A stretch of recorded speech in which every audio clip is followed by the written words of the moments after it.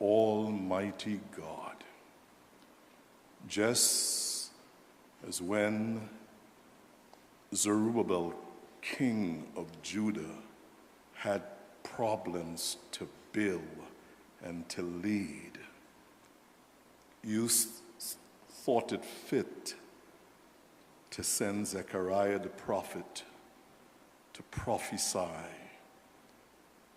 that he should pursue the agenda for change and development.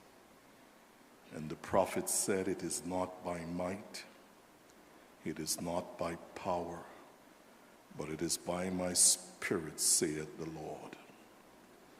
Almighty God, let your spirit enable and empower those that will hold position to lead this corporation. We pray that they would experience the peacefulness, the productivity, the cooperation. We pray that they will engage themselves in this country that is so diverse to ensure that everything be done with inclusiveness, tight-knittedness, welcoming, and caring. God, it is you who establishes nations. It is said that except you build a house, the workman labors in vain, and except you watch the city, the watchman wakes in vain. So God, we are not here with our own energies, talents, and giftedness to achieve such a task, a Herculean task, God, to deal with people. It's not easy, God. But in this beautiful edifice, let that kind of success be achieved. And bless this nation, and bless our Prime Minister and his cabinet.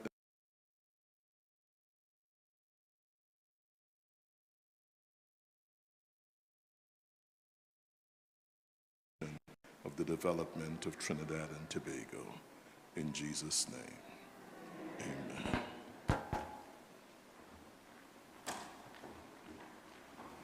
Thank you, Bishop John. You may have your seat.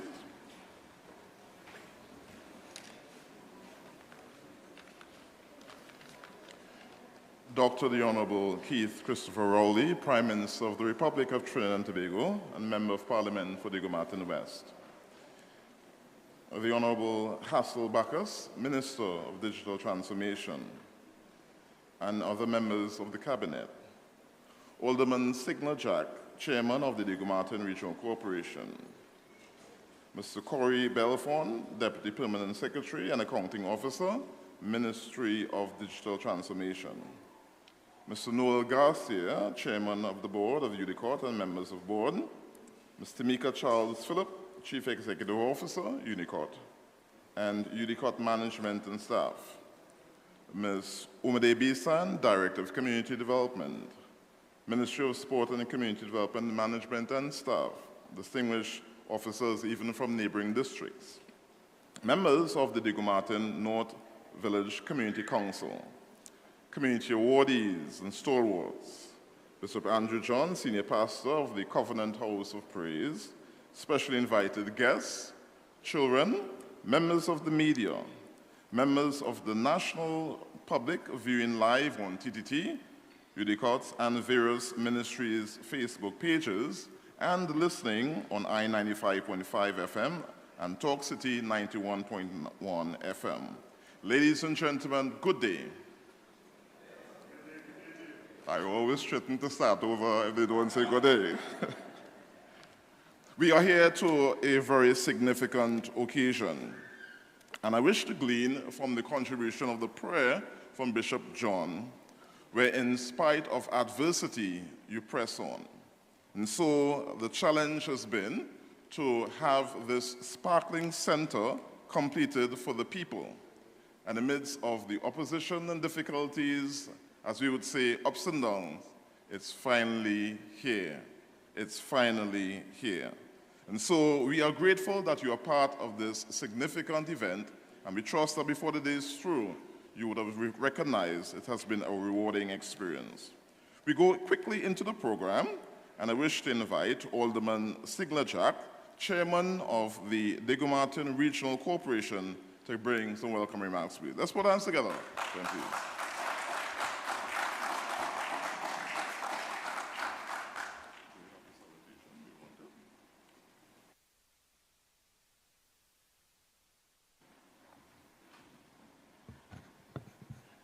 Mr. Chairman,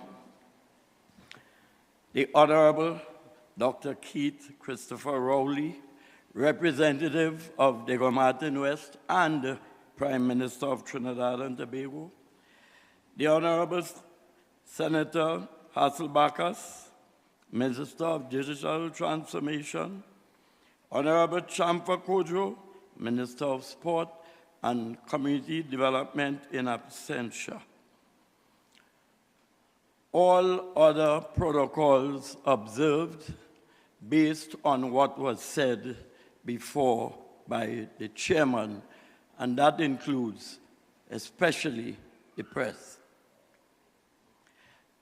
Ladies and gentlemen, it is really my distinct pleasure to be here this afternoon to bring welcoming remarks as chairman of the Diego Martin Regional Corporation, and also someone who belongs to this constituency for many years. Over the past almost 8 years, I am very sure that all the people of the Diego Martin region would have witnessed the expanse of development, the large expanse of development that would have taken place and is still being taken place in the Diego Martin region. We are here this afternoon for one such example in terms of the opening of the Diego Martin North Community Center.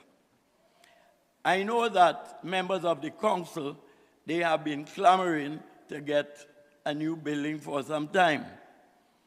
And of course, the representative heard their call. Based on what I would have checked before coming here, in the last 8 years, we would have had about 8 new facilities of this kind. And I think we should give that a round of applause. I am particularly pleased also to see that the seats are almost full. But I guess within the next 15 minutes, we'll only have standing room.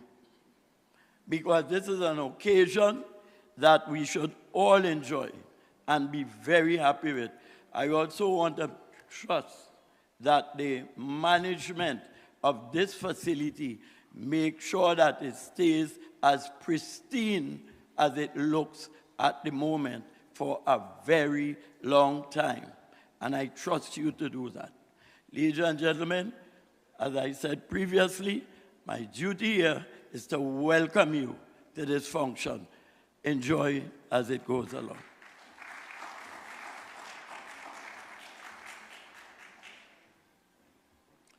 Thank you very much, Chairman of the Diego Martin Regional Corporation. The Ministry of Sport and Community Development has developed a good partner in the Ministry of Digital Transformation. Coming to bring remarks at this time is Senator the Honorable Hasselbachas, Minister of Digital Transformation.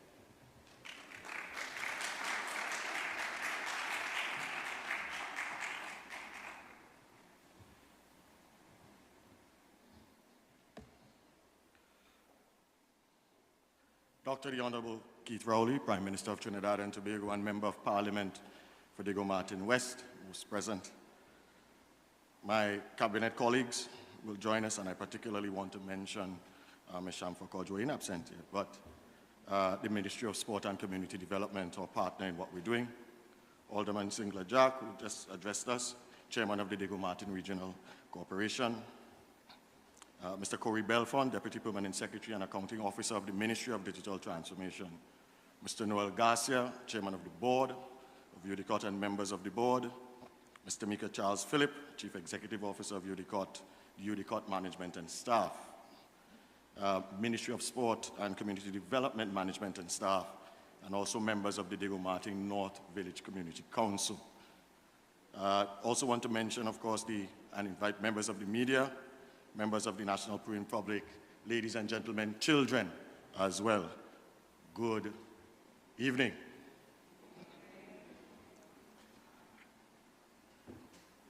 It is really, really good to be opening one of these again. I have done, as Albert said, about 8 or 9 of them within the last year and a half. And all of them have a particular quality and standard to them that I think is befitting of the villages to which they are being built. And for that, I want to really compliment UDICOT and the staff for what they've done in creating these good spaces for you. You know, the Ministry of Digital Transformation has had the pleasure of partnering with the Ministry of Sport and Community Development, UDICOT, and of course local village councils on the co-location of ICT access centers, and that is specifically what I want to talk about today. When you go downstairs, you will see there are 2 rooms there labeled ICT access centers. And it's done within the view, of course, you know, we do this within these refurbished and these new community centers rolling out across the country to provide you, the public, with the breadth and the life of what you require to exist in this modern world, which is broadband or internet. The Community ICT Access Center program is a key mechanism through which we at the Ministry of Digital Transformation, together with our many partners in civil society, the private sector, other members of the government and so on, are working to provide you with the opportunities and to enjoy the benefits offered by digital technology. Now, I know this sounds a bit technical and a bit much, but effectively what we're saying is that downstairs in those 2 rooms, you have all the things that you need, whether you have a computer or not, whether you're computer savvy or not, whether you believe in this technology or not. You will find all the equipment and the staff there to help you navigate this new digital world. Several members of our own team at the Ministry of Digital Transformation live in this area, and obviously active members in the community. They worship in the local churches, they use the nearby post office, it's right next door. They exercise in the swimming pool on the boulevard. Some of these things that Mr. Jack was speaking about. And with their families and so on, I hope they, along with all of you, will become frequent users, but more so advocates for this particular facility. It's very important that we do that.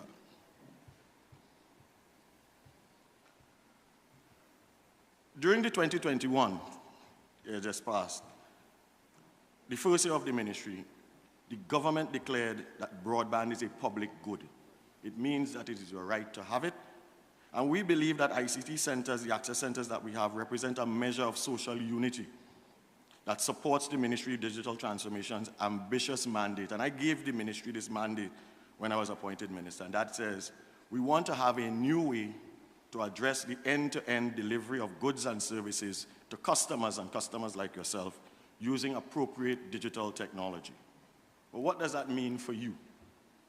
Well, it means that you can come to a place like this and go to the ICT center and get basic ICT training, for example, for those of us who are not as tech-savvy as you want to be.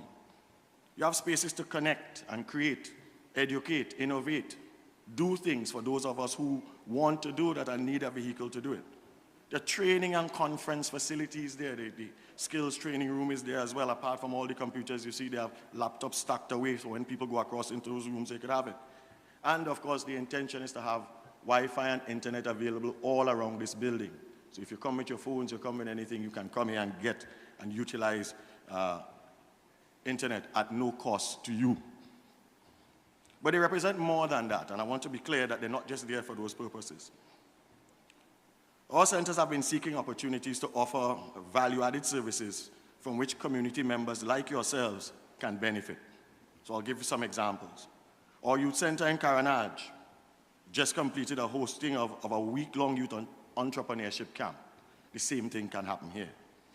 The Marak Center had offered online chess training It's obviously with support from the Trinidad and Tobago Chess Association and the Moruga Chess Club. The same thing can happen here. We've partnered with the Adult Literacy Tutors Association, ALTA, to provide online access for their programs and offerings. The same thing can happen here. The Pinal Center has offered training in computer repairs, database and website and graphic design, etc. The same thing can happen here. All our centers serve as access points for regional and international conferences. Girls in ICT was just last week. We had that done as well. Some of our centers provide homework supervision, practice for SCA tests, provide online safety training for children, early childhood care and education, video sessions, etc., etc. And it is on this point I want to speak to all here and all who can hear me. These great facilities, as beautiful as they are and as well equipped as they are, will cease to be of any value if people don't make the commitment to use them. It's not about if you use it, you'll get dirty. Use it. It has come to my attention, I won't name where it is. I was just having a conversation with the Prime Minister about it. And I want everyone here to listen to this very carefully. When things are new and shiny, people like to use them. Oh, you see the new place they open, let me go and see, all right. And when you start using it, there's always an enthusiasm. Yes, man, we're going. One of the things that I mentioned was a homework center. We had one opened in one of these centers. So the first week of it, 30, 35 children coming in, various levels of things. Of course, they could use all the computers, apart from all the homework thing, very excited doing it. By the second week, 25. Third week, 15. Fourth week, 7. And the information I have is that as of yesterday, 2. The building is the same, the equipment is the same, the staff is the same. What is not there is the commitment of the people of the community to take the time to take their children to do it. I don't want that to happen here in Diego Martin. Will it happen here? Good enough for me. Prime Minister, you know if it happens here, you know what to do. It's in your constituency.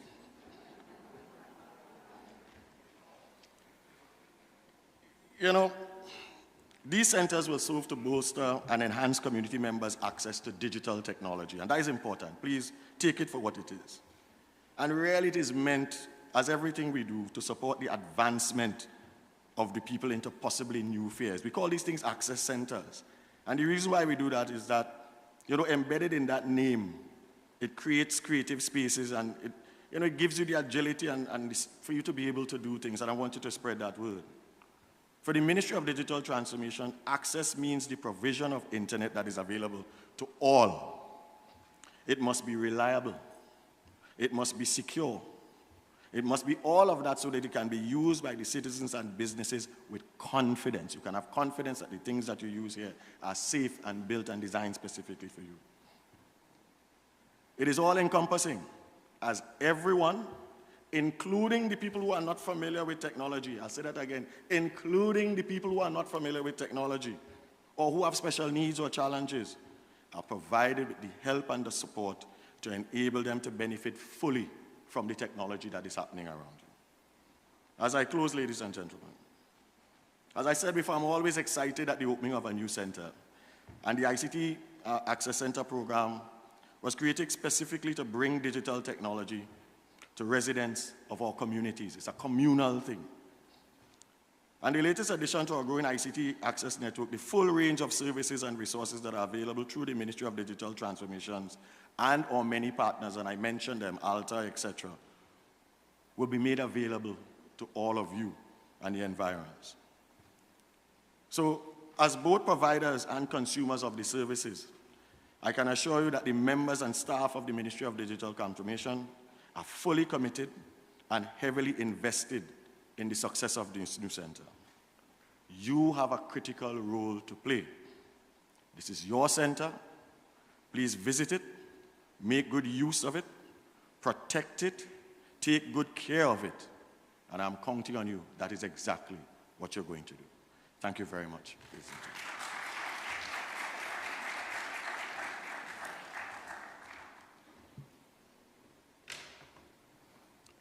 Thank you so much, Senator. And I trust that you paid attention to the advice he gave.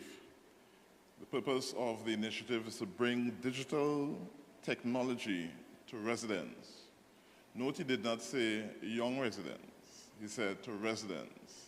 And from a community development standpoint, we had a class in computer literacy for the elderly.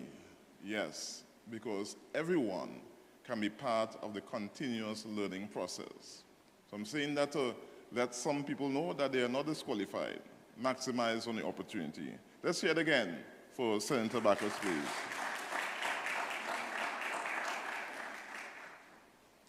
Next on stage is someone who holds the title of the first Groovy Soca Monarch in 2005.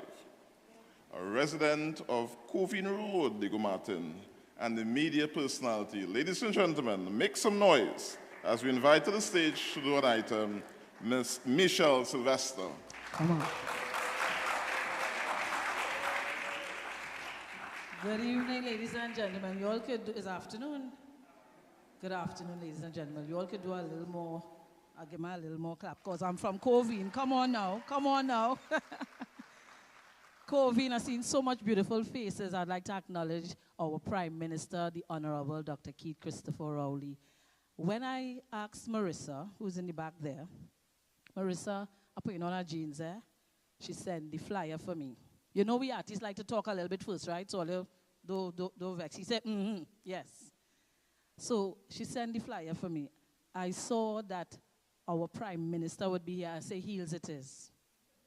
I say, I can't come here with no sneakers or sandals because I want to get a picture with our Prime Minister. So Marissa, organize that for me, right?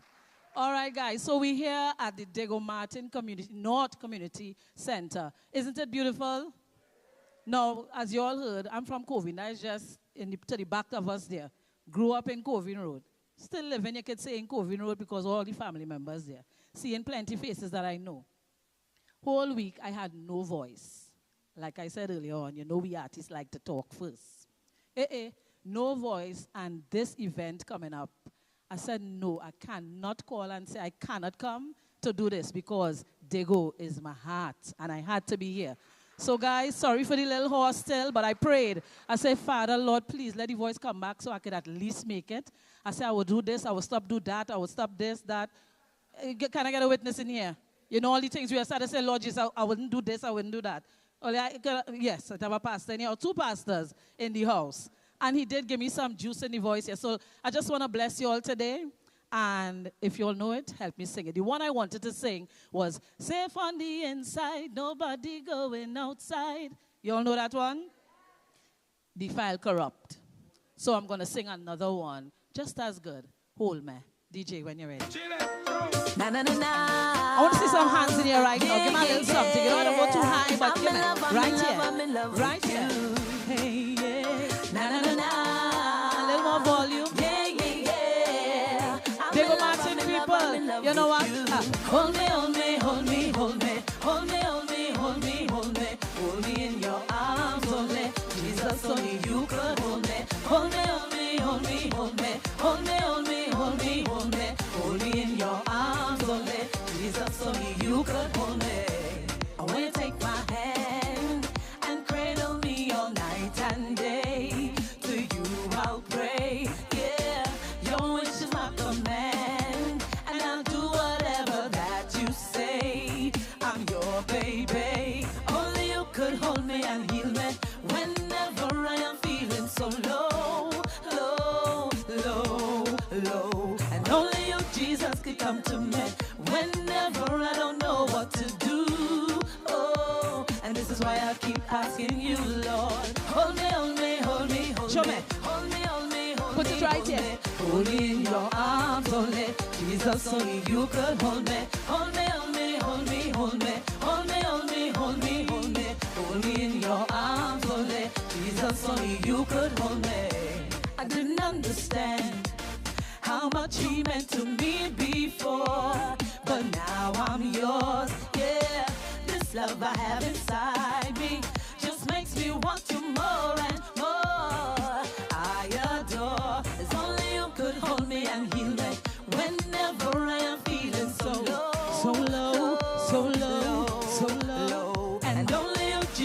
come to me whenever I don't know what to do.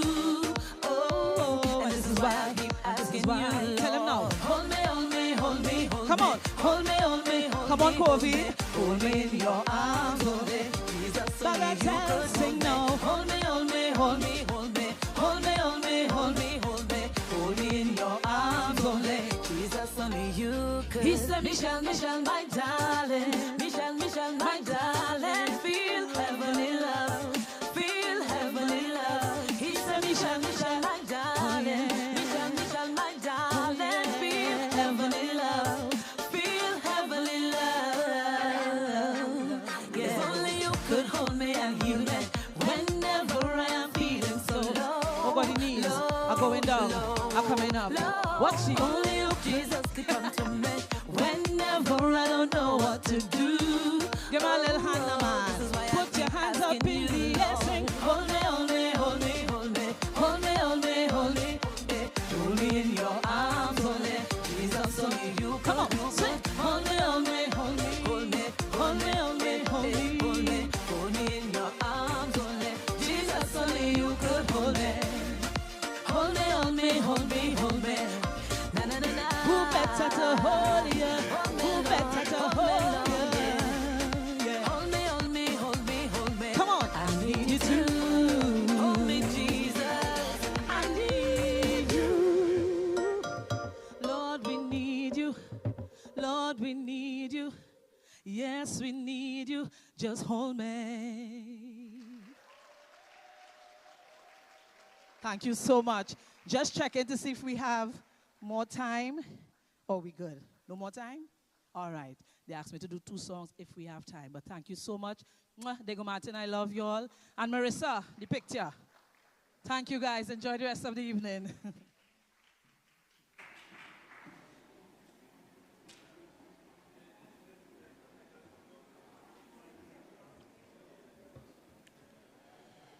So, Ms. Sylvester, you want to take picture with the Prime Minister?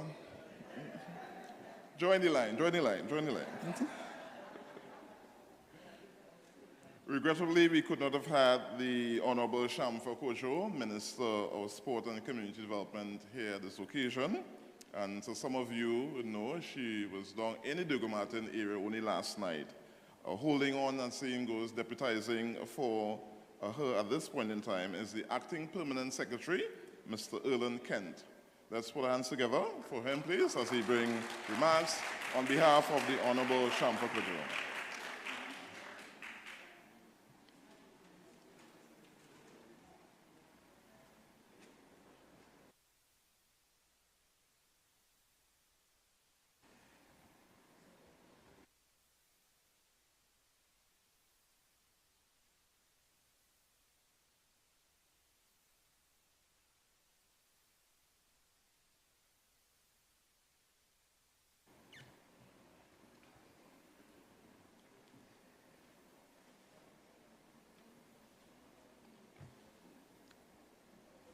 Dr. the Honorable Keith Rowley, Prime Minister of the Republic of Trinidad and Tobago and Member of Parliament for Diego Martin West, Senator the Honorable Hassel Backus, Minister of Digital Transformation,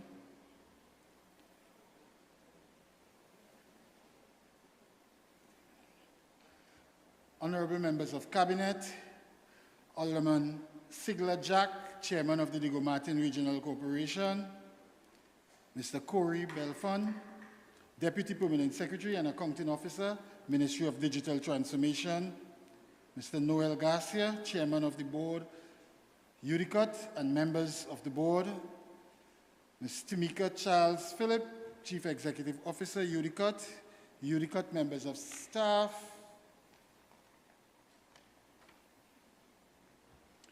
Ms. Omadei Bisant, Director, Community Development, Ministry of Sport and Community Development, Management and Staff, members of the Diego Martin North Village and Community Council, community awardees and stalwarts, Bishop Andrew John, Senior Pastor at the Covenant House of Praise, specially invited guests, members of the media, members of the national public viewing live on the various channels, ladies and gentlemen, pleasant good afternoon.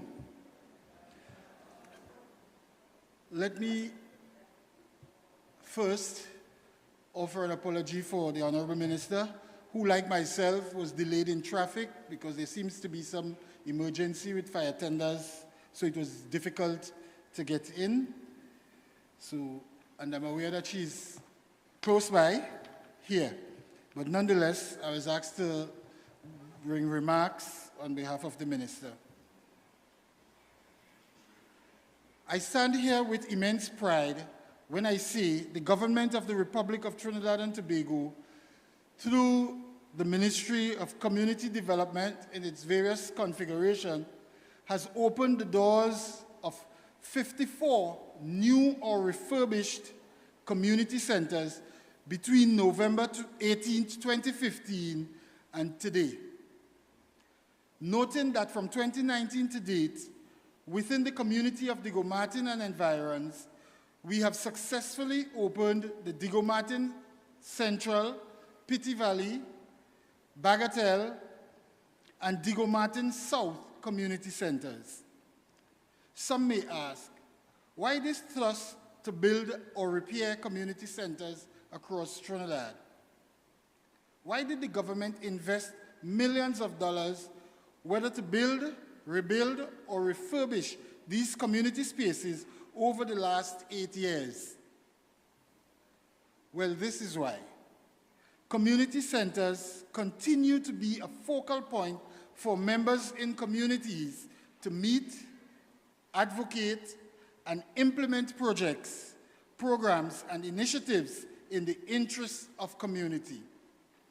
Construction of these facilities dates back to the inception of the Community Center Program in 1963, where centers were built to serve the population size at the time.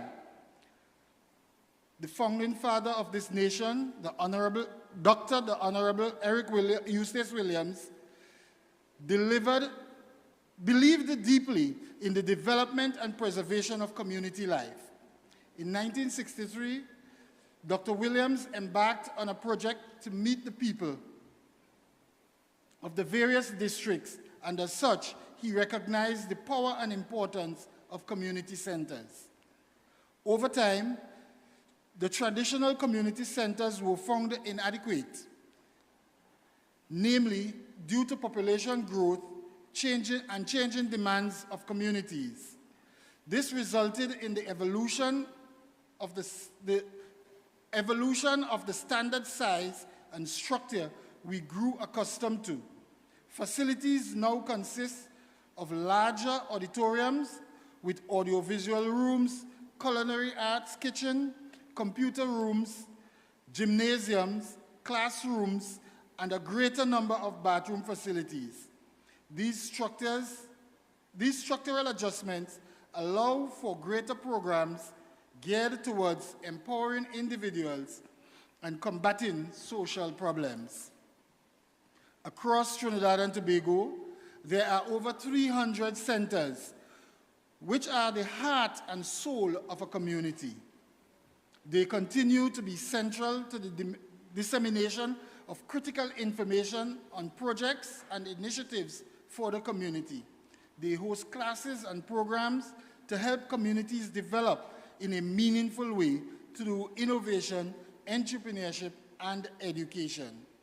Community centers are the hub for resources from numerous government agencies and even serves as emergency relief shelters for many distressed families in the times of disaster.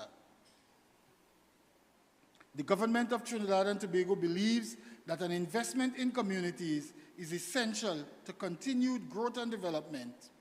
In keeping with this, the Ministry of Sport and Community Development has implemented the National Policy on Sustainable Community Development, approved by Cabinet in late 2019 for implementation over 2019 to 2024. The NSDP is the first holistic policy of community development in the history of Trinidad and Tobago. It is one of the ministry's most comprehensive contribution to the 2030 National Development Strategy, Vision 2030, impacting as it does 4 of the 5 pillars of the National Development Strategy. It is consistent with strategies recommended in the Phase 2 Social Sector Report on the Roadmap to Recovery for Trinidad and Tobago.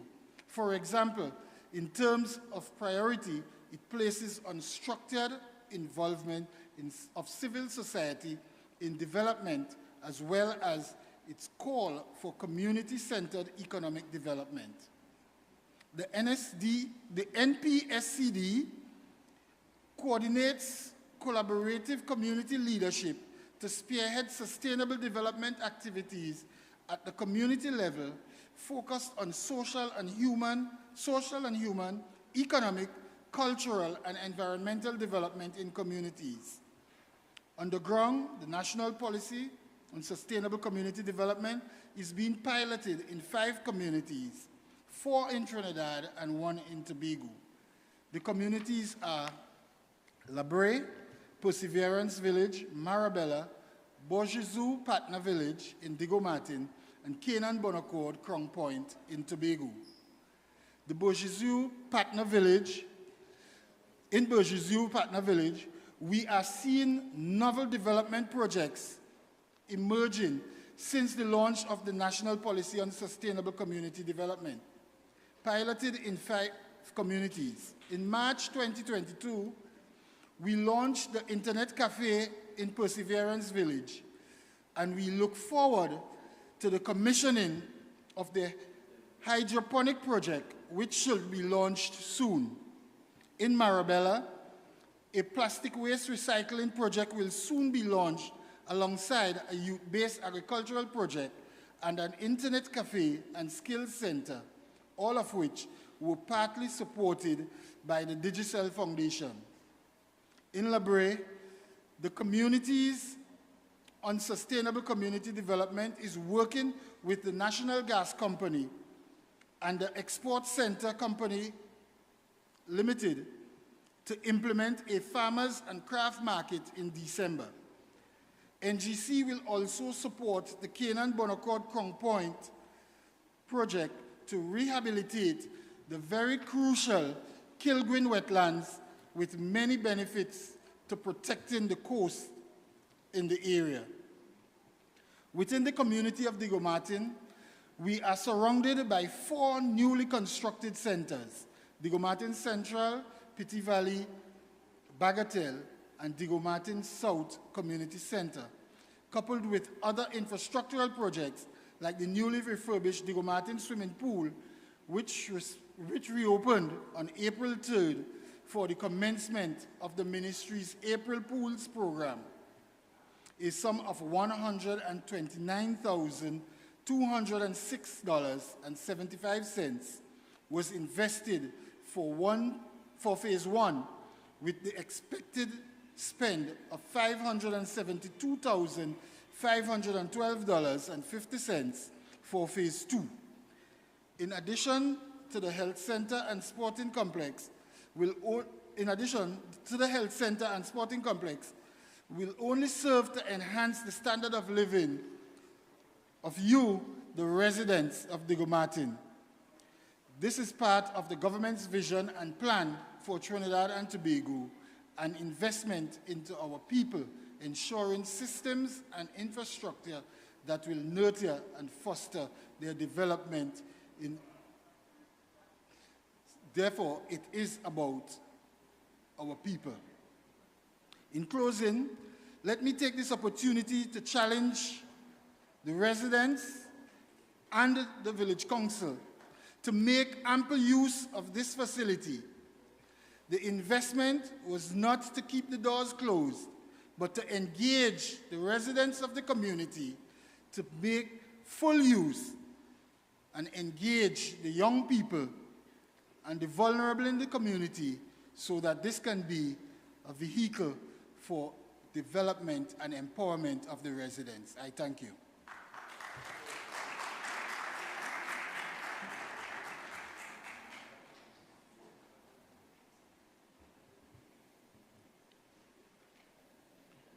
Thank you to our Permanent Secretary, Erland Kent. Culture is rich and alive in this community, and we want to take note of the Diego Martin Footprints folk performance as they come to do a dance for us. Ladies and gentlemen, put your hands together for the Diego Martin Footprints folk performance as they do a dance.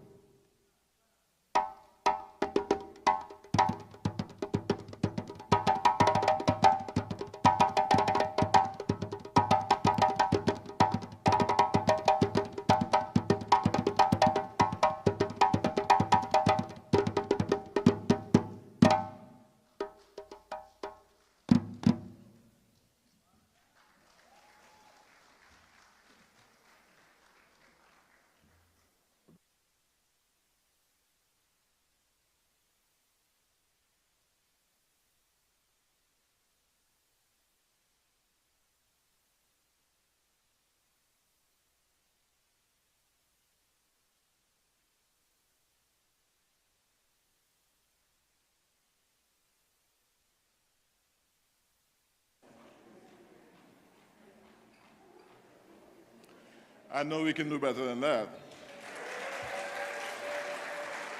Energetic, rhythmic. And I mean, there's two guys on the drums there, man. Come on, man. It is a definite statement in time. Some have dubbed it a red letter day, when you are graced by the presence of distinguished Prime Minister. Ladies and gentlemen, to do the feature address at this time is Dr. the Honorable Keith Christopher Rowley, Prime Minister of the Republic of Trinidad and Tobago. Let's make recognition of our Honorable Prime Minister at this time, please.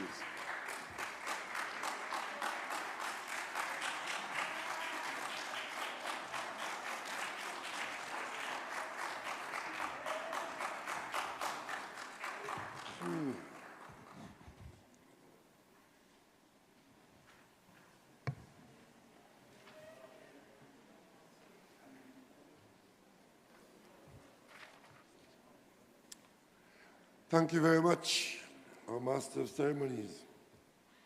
Permit me to acknowledge in our presence this afternoon two of my cabinet colleagues, the Minister of Digital Transformation, who had addressed you a while ago, and the extricated from traffic,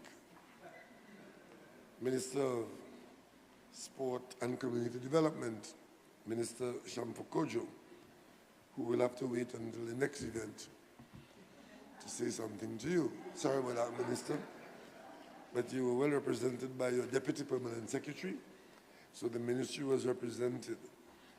I would also like to acknowledge two people at this time. One is the chairman of the Diego Martin Corporation, Chairman Alderman Sigla Jack, and former Councillor Tomkin.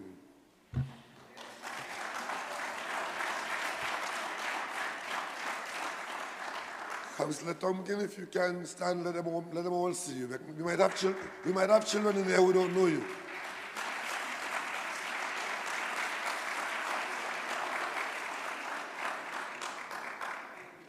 And the reason why I stopped to especially invite and to recognize Councillor Tomkin is because my own existence in Diego Martin, in Covine, Diego Martin West, we started together 36 years ago, and something like Uncle and I.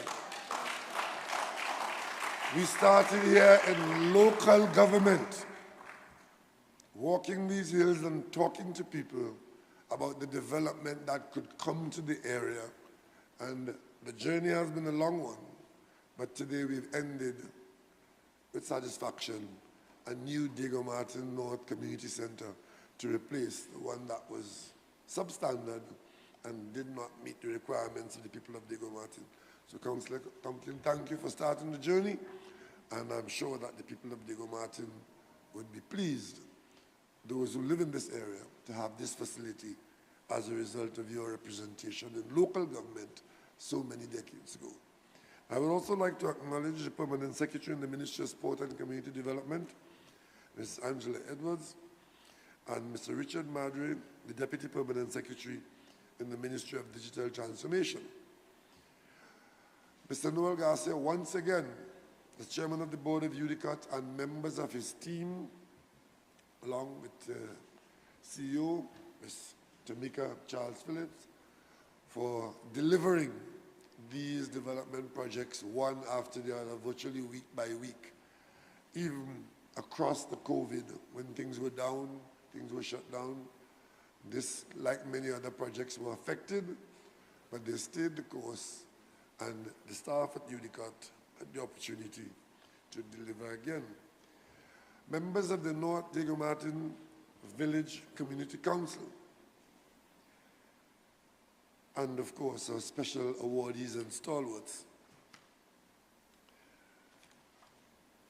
Bishop Andrew John, who is always with us, weekends or during the week, always ready to invoke on our behalf and to join us in our special prayers and celebrations. Specially invited guests, members of the media, members viewing us live on television. I'm told NTTT is carrying this function live. Other distinguished ladies and gentlemen, children, a good evening to you all. This function marks the completion of another community facility, which is happening at a time when at the national level, we, the government of Trinidad and Tobago, are coming to the end of a very long exercise. Local government and its role in improving communities, creating opportunities for participation, for growth and development, and we hope prosperity for all. You may recall under the Patrick Manning government, local government reform was a major part of the policy of the government of that day. And Mrs. Hazel Manning, who was a member of the cabinet at the time, had been given the task of consulting the national community in Trinidad, because Tobago is handled separately with the Tobago House of Assembly, which is many decades old.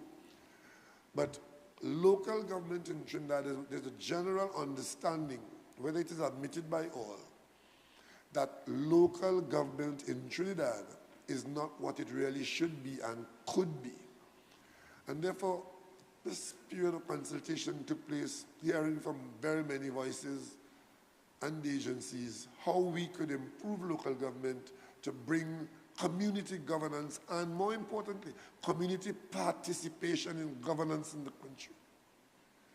And that work produced significant documentation. And later on, when I became Prime Minister and a new cabinet was appointed, Minister Franklin Kahn had another series of consultation, and we completed the exercise, and the legislation was prepared, and it was brought to the Parliament. At the Parliament, it went into committee, and we worked on it for a long time. But those of us who believe that it can be improved and it's important to us to make changes for the better in Trinidad and Tobago and not be afraid to make the changes because some people are weak-hearted or just don't want to cooperate. We believe that the majority of people can benefit and do see these things as requirements to be done, and the government presses on. So at this time, as we open this center, you may ask, what can this center do? What can it become? Answer, nothing. It's galvanized, concrete, steel.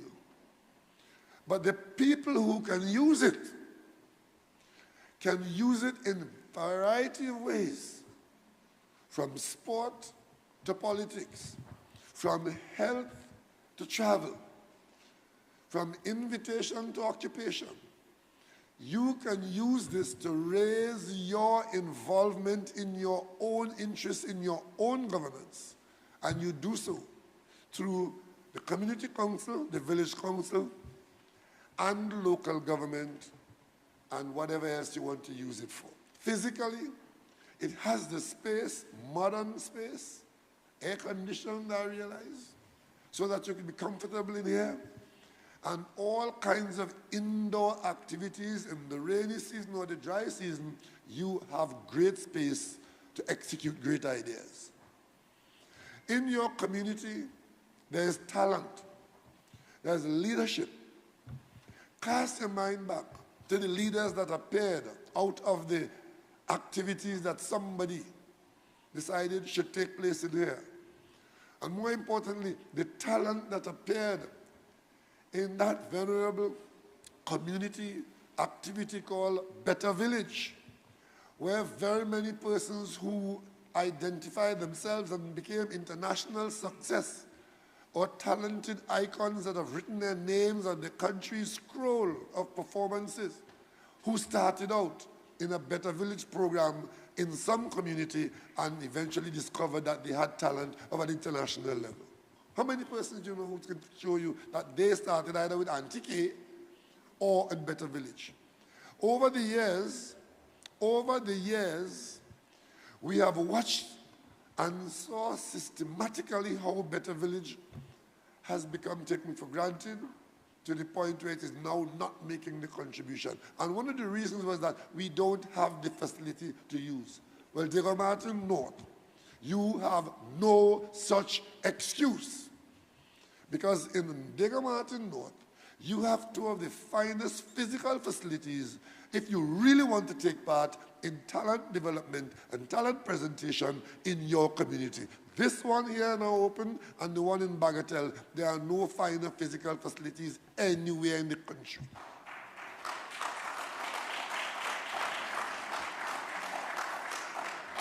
And I trust that you're all not waiting for the Prime Minister to come down to organize you into a table tennis club, or a dance club, or a fashion show, or a reading club.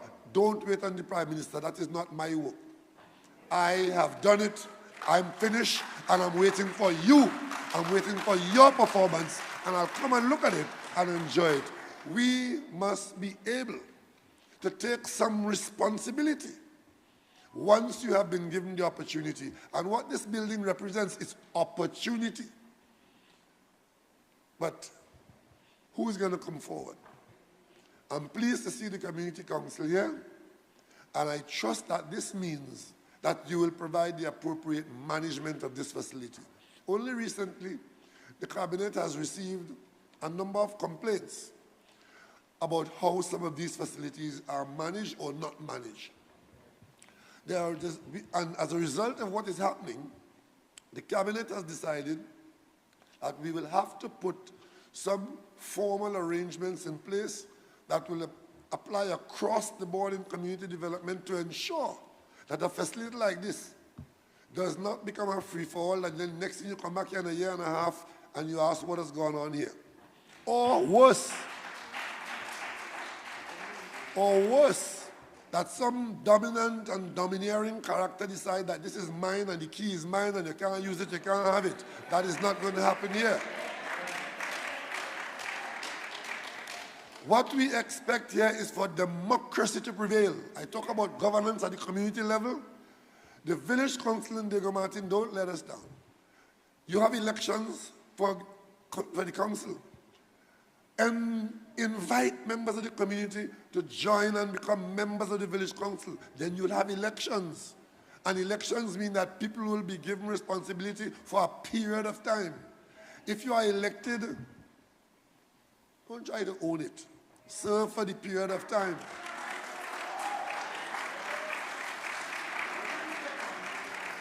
And during your term of office, try and build on what was there before.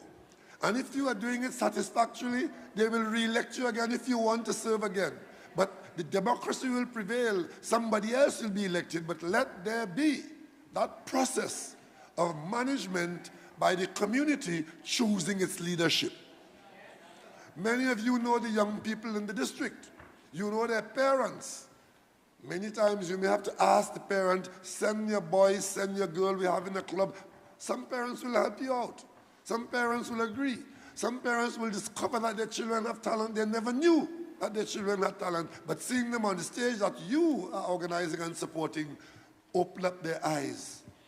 So therefore, when the management falls to the village council, I don't want to hear in my constituency that somebody owns the center and the steel band people who want to practice can't get in, a community that wants to do something can't get in, and then somebody collecting money that the government do nothing about. That happens too. I know about it. And the minister has been instructed to bring to the cabinet responsible arrangements. It may not be one size fits all, because different communities may have some peculiarities that require the minister to cooperate with certain things, but certainly you want to have a system that allows transparency and allows full utilization of the facility. The facility looks nice, it's not cheap. We want to get value for money. I could tell you, we have built a few community pools. One in Laventil, one in Mova, one in Maloney. We're building one now in Malabar. It pleases me to see how many hundreds of people come out from where they were, where you didn't know they were, from the aged to the very young, and who get into that pool and get the benefit of what goes on around those community pools. I say to you here in this community, get with the program and ensure that you use this facility, in fact, overuse it. Every day there should be something going on in this center. Every day. The week only has 7 days, and I'm sure you can come up with 7 programs in this area, and each afternoon you have it. And then some of you are better off being here in the morning, because some of those who are at home in the community when the others have gone out to work, that might be the time when your group, right, might be able to use it. And then, of course, Respect it. Respect it by preserving the standard and the quality that you meet to start with. And of course, discipline. Discipline is what this should represent. We don't want to hear that in the yard of this community center, this is where something came to grief and somebody got involved in an altercation with somebody else that was settled with a weapon of some kind. We want this to be a safe place. When children come here, when young people come here, the best of what the country has to offer is what they should meet here. And if you have teachers in the community and you want help, not all of them will help you. But one or two of them with special skills would be glad to come and be able to form part of your management team, part of your talent discovery. And we have enough talent only waiting for leadership. For those of you who've played sport, you will know in a cricket club, in a football club, in an all-force club, it's not the whole club that runs the show. 2 or 3 live wires start it, and they keep it going. You look here in Diego Martin, Mary Boys Cricket Club, you know how that goes. A handful of people take responsibility for it. And today, it is there, and you could do that in the village council. The village council is important. There are 2 things I mentioned here from the origin of Dr. Williams' vision for communities. One is support for village or community council. And 2, the Better Village program as unearthing talent and keeping people engaged in useful activity, especially now, when for the want of effective engagement of young people, many of them are falling onto the wrong pathway and ending up in trouble that they could avoid if they had been put on a different track, first by their parents, secondly by the community, and thirdly by their own ambition. Try and see if you can help along those lines. We have police youth clubs across the country. In every community where there's one of these facilities, there ought to be a police youth club. And let the discipline of the forces be used to help mold young people. The police is not your enemy. Especially now, the police is a friend of the community. Many of you have members of your family in the security services, whether it's police, Coast Guard, Army, members of your family. They should be able to strengthen you to be able to rise to the occasion of the many challenges that we are facing. And parents, you have a responsibility to support those of your charges, whether you're parent or guardian, encouraging them to take part in these kinds of activities.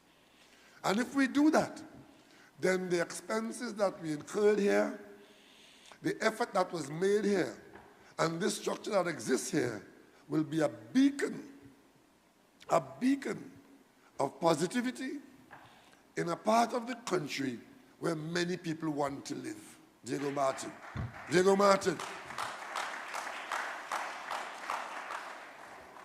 As I speak to you now, only recently you would have seen in the parliament, where we have closed the circle again, passing into law, the movement in stature and station from the Diego Martin Corporation to the Borough of Diego Martin.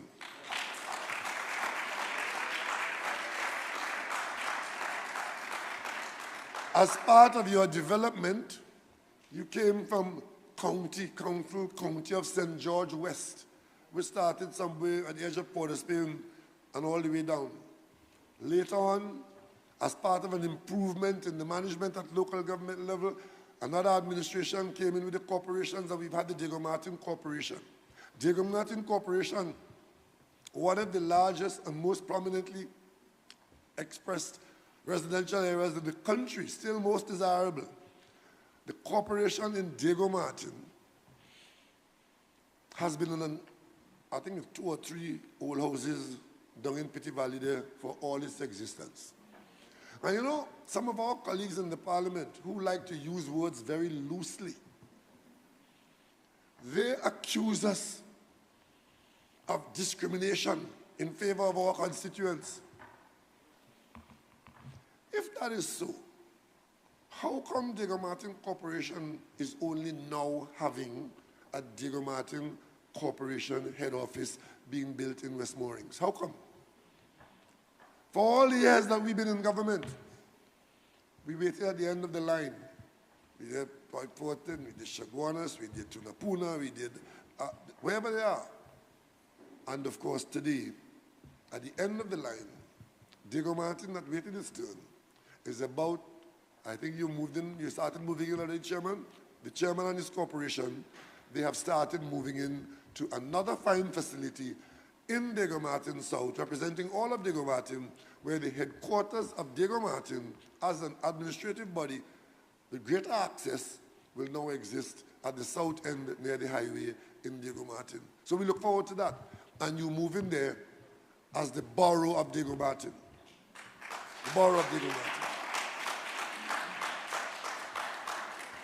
And then people who live in a borough are asking, what borough mean? What I going to do? Well, give up your status now. Since it means nothing and it will create nothing, just give up yours. But I know what it means. It holds out the promise for better management of your affairs. And it's an evolution that you move from one level to the other. In local government reform, which we are advocating now, we are talking about giving greater responsibility to local government. Greater responsibility for doing the things that you want done. And if those things are done, the quality of your life will improve. What do you think it means that a corporation somewhere in the east could tell you on the 7 o'clock news that the young people up there can't take part in the sporting thing because the grass cannot be cut, because the corporation has no equipment or no gas to cut the grass on the playing field. So the playing field, that jungle could go and hunt in it. And then you have office and call yourself what? Corporation? A corporation that cannot cut grass on the playing field is really of no use to anybody. And the young people know that because you can't cut the grass on the field. How many of you have had a requirement to call the corporation and say, hey, look, a drain is broken here, or a wall is falling down here, and the corporation tells you the standard response, we have no resources. We can't come to your aid. How many of you? How many of you have seen garbage pile up outside your door? You have to literally pass over a mountain of garbage on the way home, and the truck comes once in a while, and the doors, they please and collect the money without doing the work. How many of you? All of that will be a thing of the past under local government reform when you are in charge of your affairs in the corporation. Because we give you greater responsibility, and against the background that you think I'm just talking, we are prepared to stand the criticism because property tax is where you're going to get money from to do the very things you want to do. And of course, as you mentioned property tax, a lot of people who have the best properties in the country, preserved by the work that the government does on your behalf, preserve the value. You want the road, you want the lights, you want the fire service, you want the rat kill, you want the mosquito spread, but you must not pay property tax. The only place they pay it is when they go abroad. January 1st, Trinidadians abroad pay property tax like nobody's business. But the tax, we have shown it, and we stand by our position that it is not an overbearing tax. There are facilities first and foremost. If you have no property, you have no tax to pay. Start with that. If you have property of a very low value, your tax is of the lowest value. If you have property of the very highest value, it is an international standard, means I was paying property tax since I was 17 years old.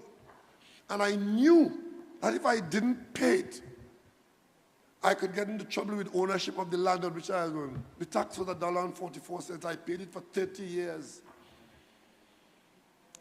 But it's paid in small quantities by a lot of people.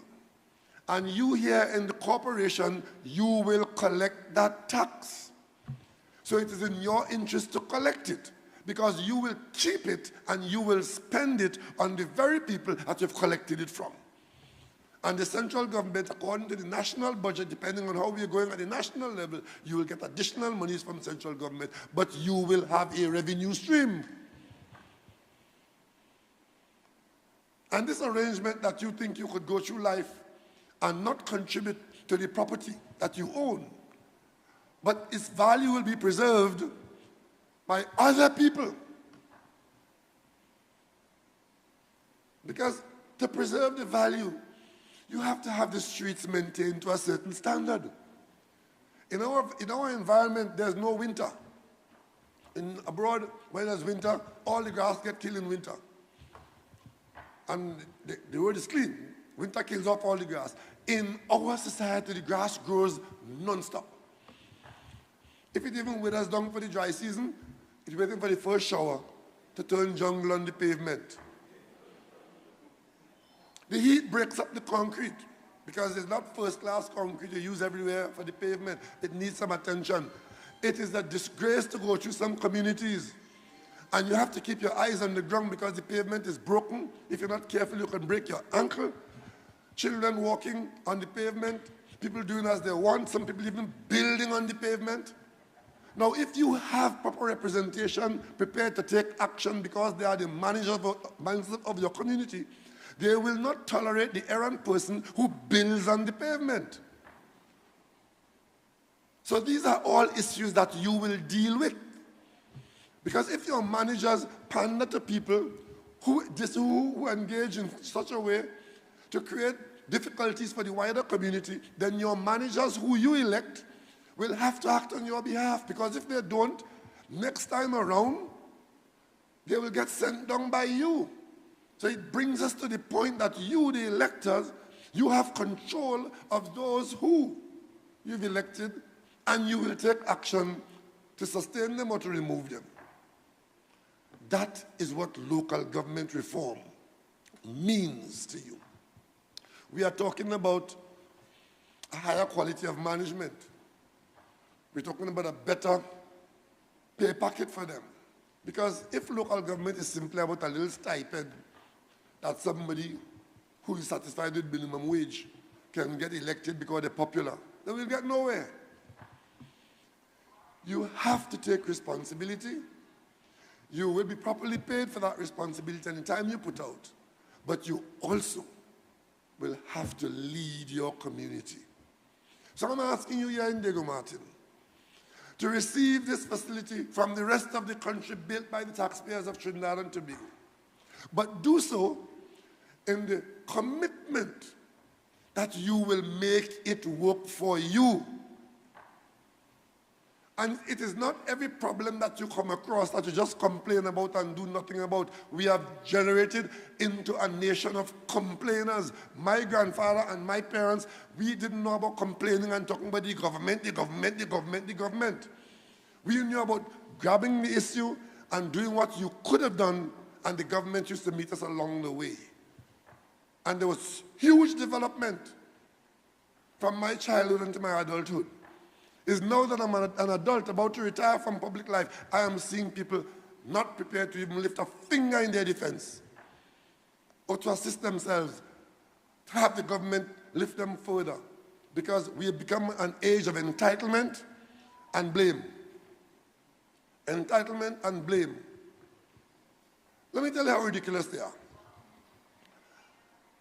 I am a trained geologist. I was the first person that was hired by National Quarries Company. Actually, I was the second person. I was the first manager that was hired by that company to start that company, to produce crushed rock for the Point Lisas development and elsewhere in the country. At one time, I was responsible for producing crushed rock to build the Twin Towers, the stadium, the Point Lisas port, and the highway to San Fernando, and Mount Hope Hospital. All the thousands of tons of crushed rock that come from quarries, and we created the National Quarries Company.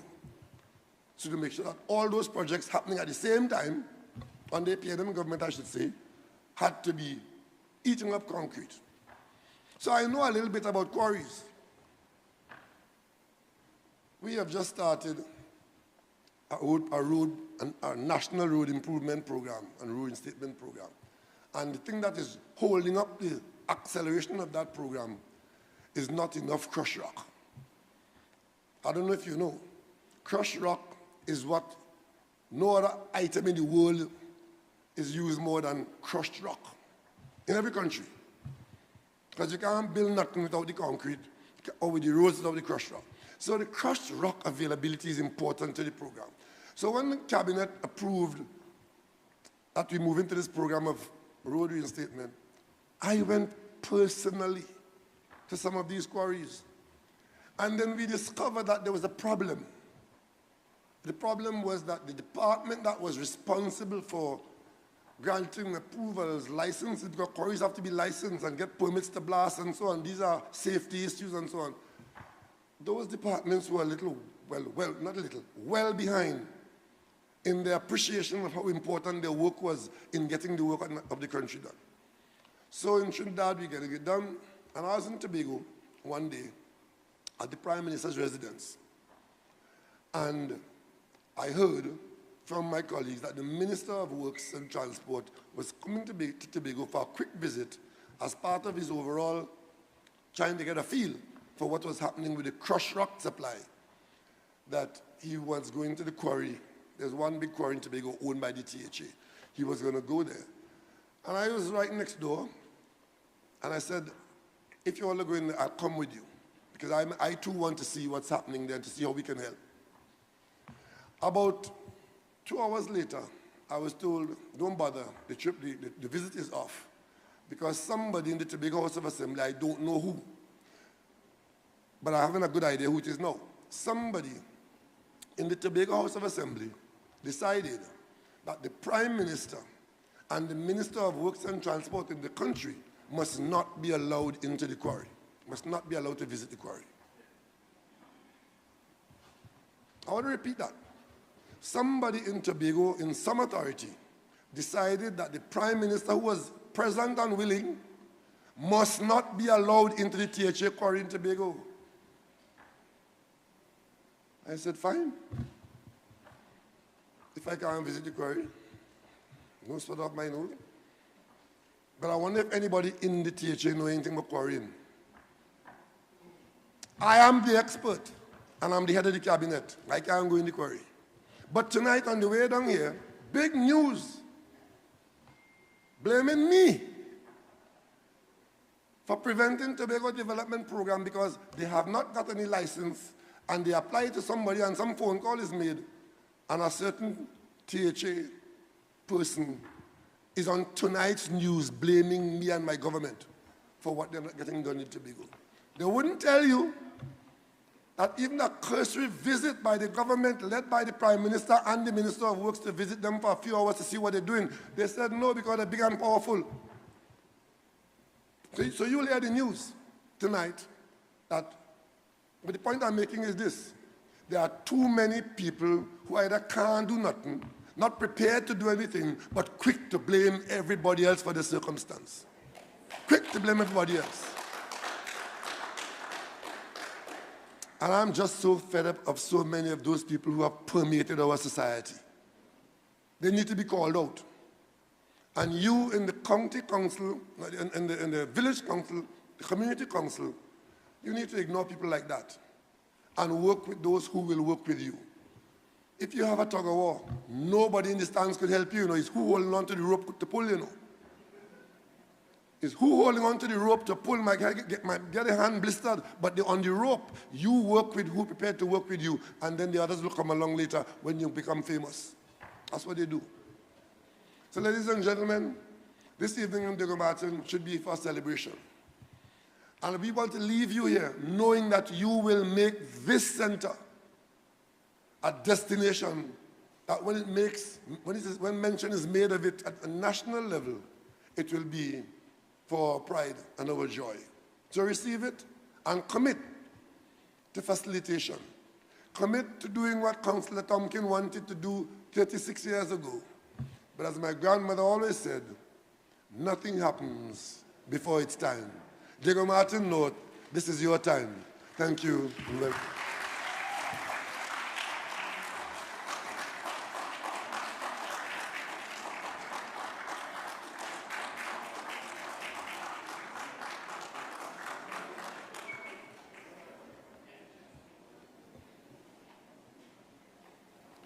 Thank you sincerely, Honorable Prime Minister.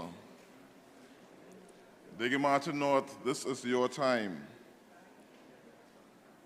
Make this place a tower of pride and a tower of joy.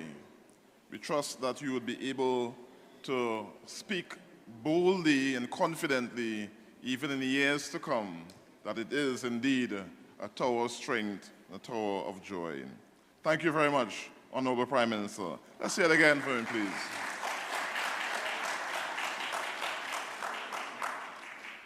We wish to move to a very significant segment in the program, which is the presentation of awards.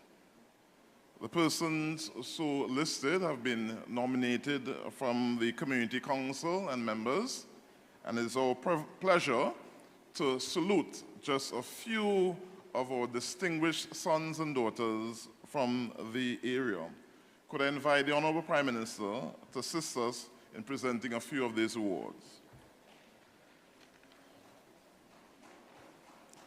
The first awardee, Ruby Cadogan, in the sphere of community service.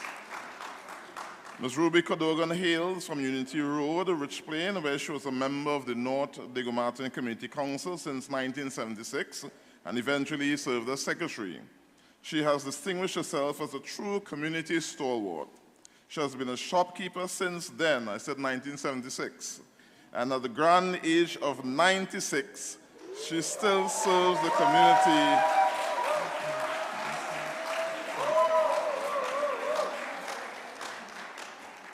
She still serves the community with the said parlor, Cadogan's Mini Mart, for over 55 years. Ladies and gentlemen, in the area of community service, Ms. Ruby Cadogan.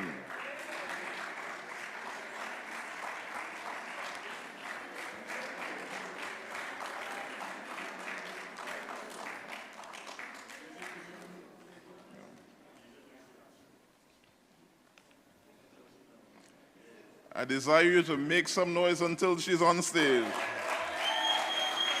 A significant achievement, and indeed we celebrate stalwart.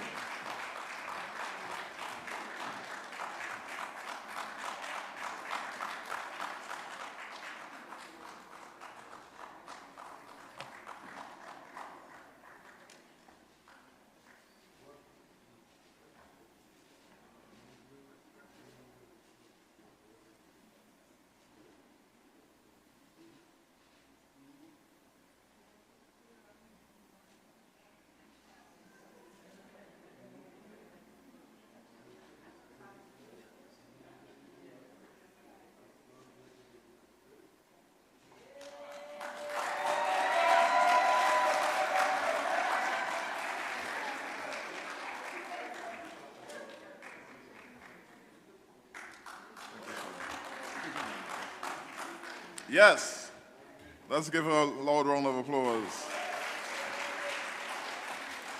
The next awardee, Lenora Clark Wilson, in the sphere of community service. Ms. Lenora Clark Wilson is a conscious resident of Dillon Street, Congo Village. She joined the North Diego Martin Council in 1989, where she served diligently as a committee member. Ms. Clark Wilson is 87 years old.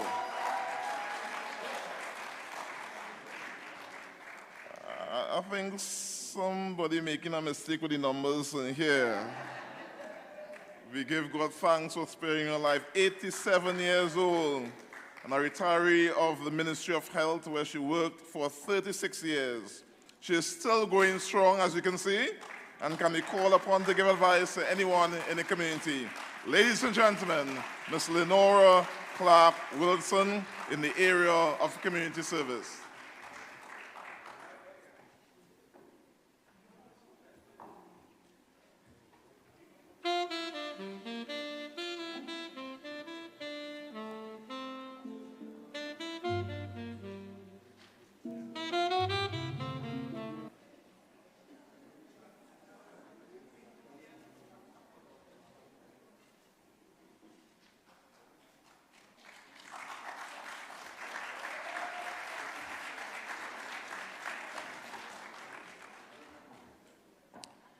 third awardee, Cecil Tomkin, the Sphere of Culture. Mr. Cecil Tomkin was known to many as Scotch Tape. Was born in 1945. In the early 80s, he became a member of the council. He worked assiduously to facilitate the needs of the community, where he restarted the 2 big communal water tank projects in Upper Covine area. He was the key pioneer behind the Tambu Bamboo Band in the Emancipation Committee from 1989. His involvement in this band highlighted the cultural artistic expressions of persons who needed a space to showcase their cultural acumen. Ladies and gentlemen, Mr. Cecil Tomkin, also known as Scotch Tape.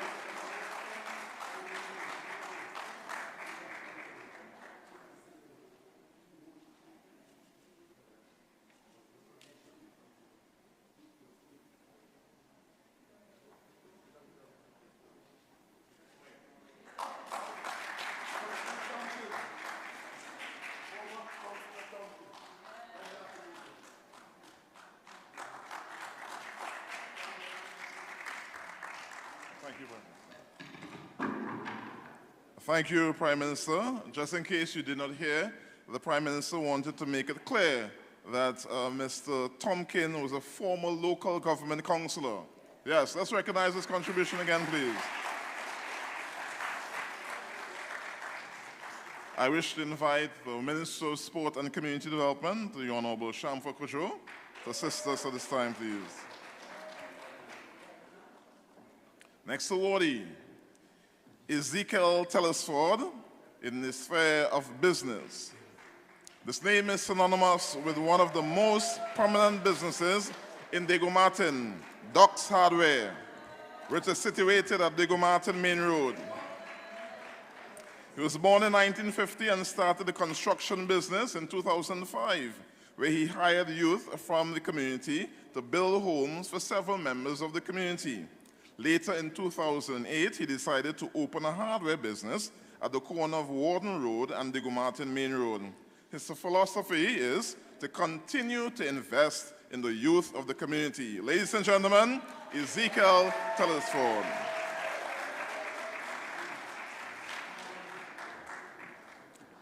Next awardee, Regeneration Now, the sphere of culture.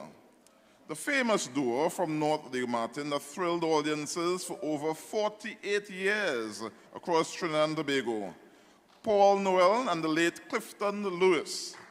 They were known in the Calypso fraternity as the best-kept secret in the entertainment industry. They provided background vocals for several Calypso tents, 20 or more of those years being with Dr. Hollis Liverpool, the mighty Chogdas. Paul Noel was a relatively new member of the village council when he joined with Cecil Tomkin to start the Tambu Bamboo Band in the Emancipation Village in Diego Martin. Of course, we give recognition to Clifton Lewis, who departed this world on the 8th of February, 2022. Ladies and gentlemen, Regeneration Now, as we salute Paul Noel.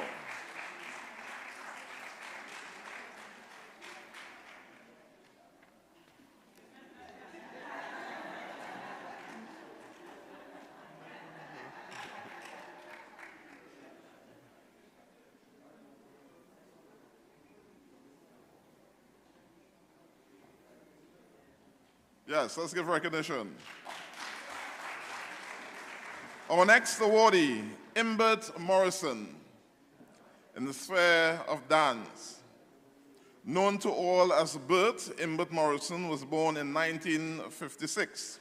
His dancing career started in 1976 with the Patna Village Dance Group and then Bagatelle. In 1977, he, together with Ms. Wallace, decided to teach dance to the youth in the Rich Plain area where he lived. His tutorship was in high demand as was well renowned for his talent. Between 1978 and 1990, he taught limbo and dance in the Patna Village in Carenage and Diego Martin North Community Centers, where he was successful in winning the Best Village competition twice. He also shared his experience in dance with children of the Christ Child Convalescent Home. Ladies and gentlemen, in the area of dance, Imbert Morrison. He's not here this time, so of course we recognize his contribution. Representative from the Community Council will step forward to receive it on behalf of Mr. Morrison.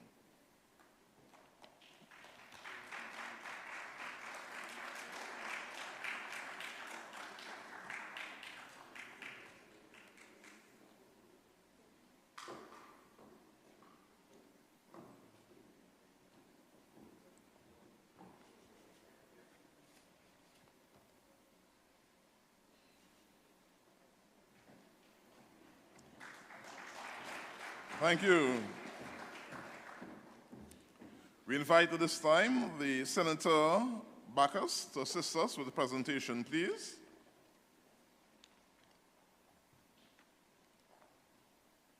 This award is in the area of music to the Tambu Bamboo Band. The Tambu Bamboo Band, from its inception in 1987 to 1988, led the Emancipation Cambule Flambeau Street Light Procession for the Emancipation Celebration from Covin Road, North Diego Martin, to Waterwheel in River State, Diego Martin. Closely after the inception of the band, with pioneers Paul Noel and Cecil Tomkin, other members of the council joined. These included Linda Brewster, Desmond Almond, Janet Noel Albert, Edna Nicholas. Members who were not part of the percussion recited the chants, which was usually a call and answer refrain. Receiving the award on behalf of the Tambu Bamboo Band is Ms. Linda Brewster.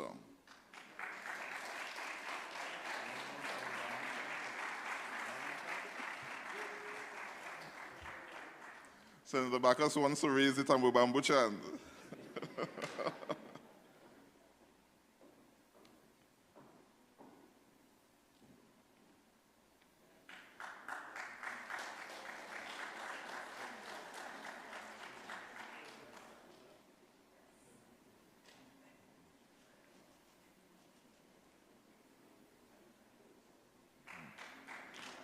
Reverend Bernard Lewis in the sphere of religion. Reverend Bernard Lewis was born in Gokul Street, Congo Village. He is a good example of community and church. He was an avid sportsman playing cricket and football, but his passion was basketball. He's a referee for the basketball tournaments with the Civilian Conservation Corps and Northwest Basketball Federation. He became actively involved in church, where he worked as a youth leader, served as men's ministries, camp director, and he received a vision and enrolled in the Wesley School of Theology. Upon graduation, he quickly rose to the position of board member, marriage officer, and administrator, and assistant to senior pastor for 21 years. Ladies and gentlemen, Reverend Bernard Lewis.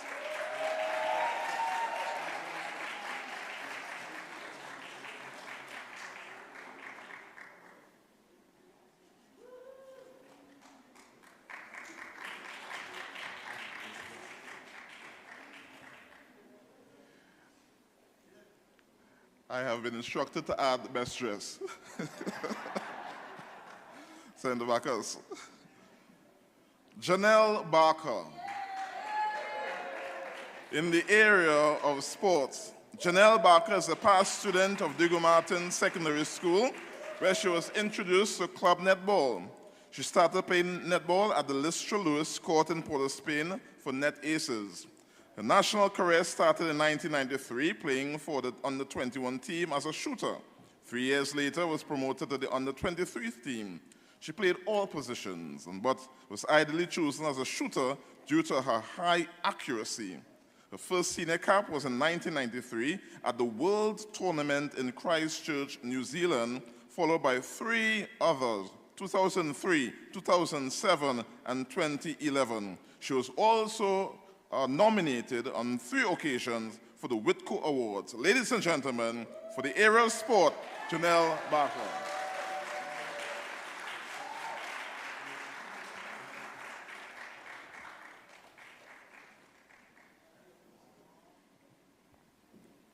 Thank you, Senator.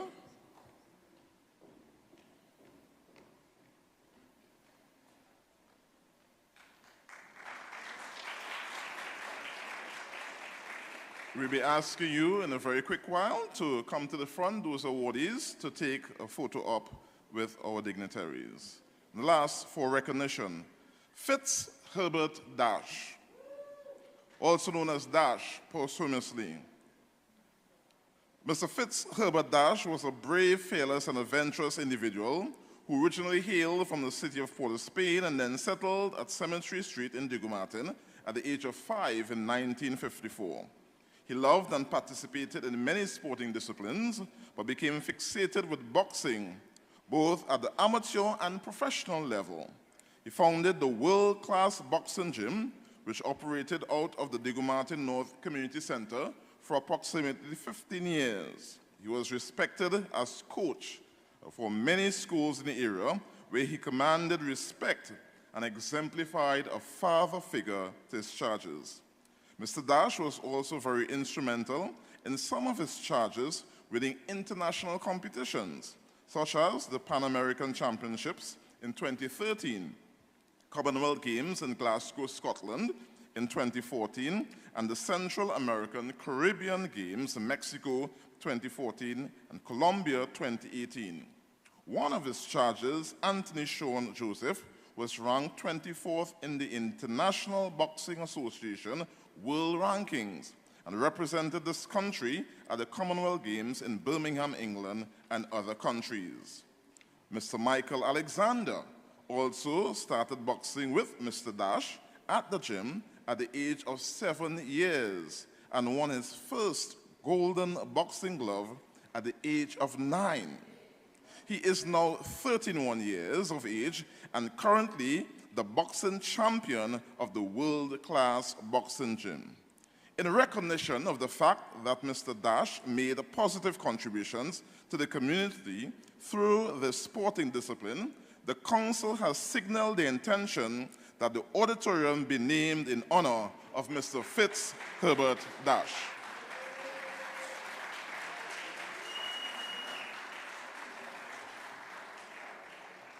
Though he's not here, he is going to receive his reward. We still recognize his sterling contribution. And now we invite the awardees to step forward at this time, please. We invite the Honorable Prime Minister. Yes, yes. Yes, make it easy on you. Step forward to the front, please. The ushers will assist them accordingly.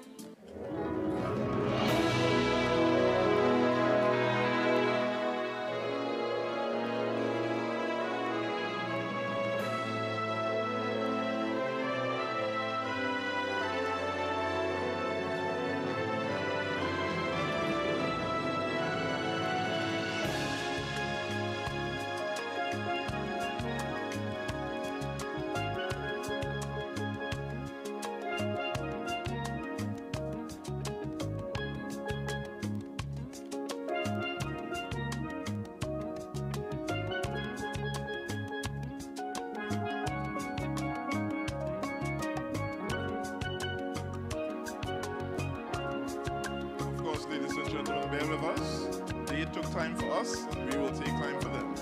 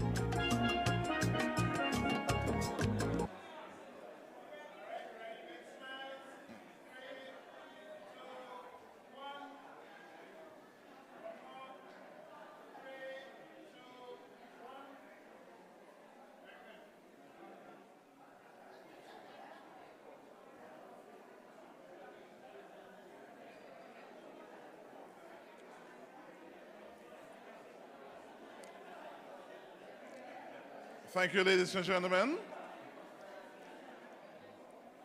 At this point in time, we would have the, can I have your attention for a little while, please? We are indeed pressed for time. We would have the cutting of the ribbon at this point in time, as well as the unveiling of the commemorative plaques. Let's put our hands together as we recognize the contribution of those who have served.